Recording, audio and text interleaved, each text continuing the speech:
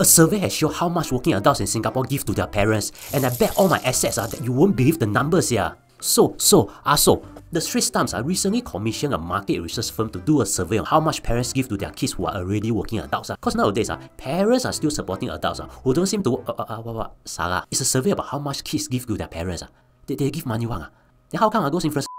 Yeah, well I know you have friends who look at their parents as ATMs. The truth is that there are many people who still give allowances to their parents one. So sit back and then be surprised at this survey. The survey looks at 3 groups. Gen Z, who's between 18 to 26, Millennial, who's between 27 to 42, and Gen Z, who's between 43 to 58. Yeah, I'm just as surprised to know that a 42-year-old nowadays is considered a millennial. For Gen Z who just started work or are studying, they surprisingly still give money. 2 in 3 give allowance to their parents. Although maybe they just give during Mother's Day or Father's Day for TikTok, I don't know. But still, they give about $300 to $500 per month. Half of them give about 10 to 20% of their monthly salary.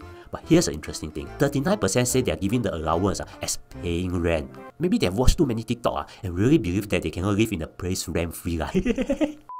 Now, moving on to the group that used to be young but are now uncles and aunties, the millennials who are between 27 to 42 years old. For this, 8 in 10 give allowance. About 26% give less than $300 a month. 45% give $300 to $500, while 17% give $500 and $1 to $999. Now, just for context, 41% of those in Gen Z who give allowances also give $300 to $500, which is surprisingly, as that means the TikTok generation are giving the same amount as the Instagram generation. Of course, it might be because this group has their own commitments, like their own kids. Finally, let's look at the last group, Gen Z, who's between 43 to 56 years old, or I like to call them the Facebook generation. 3 in 4 give allowance, and theirs is the highest.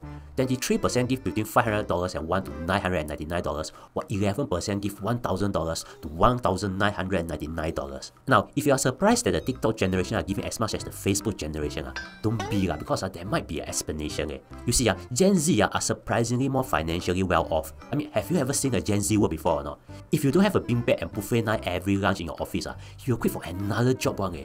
That means unlike the older generation, they now have much more options, and more options mean more money. But overall, on average, usually people across all generations give about 10 or 20% of their money salary to their parents.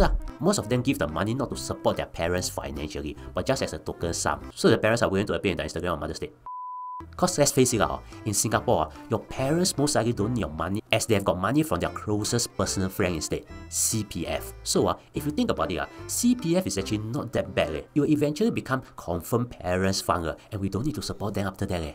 This leads to the question, is it similar in other countries? Shockingly enough, in a survey in the US, it's revealed that 70% of adults will still get allowance from their parents until age 43. So it's an opposite of what's happening in Singapore, whereby kids give money to their parents instead of parents give money to their kids. Or is it? Now, here's the thing. By now, you should be thinking that Singaporeans are independent or good, and then people in the US are users, right? Here's the real lesson to learn from this video. It's all about the questions asked. You see, if we also did the survey of how many people in Singapore still get allowance from their parents, it could be even higher. So the whole idea of this video isn't to justify why I still take money from my parents and don't give them money. But their surveys might be good to make a decision, but don't cast them to... Now, if you think you have learned something from this video, consider subscribing and also watch this video to be slightly smarter.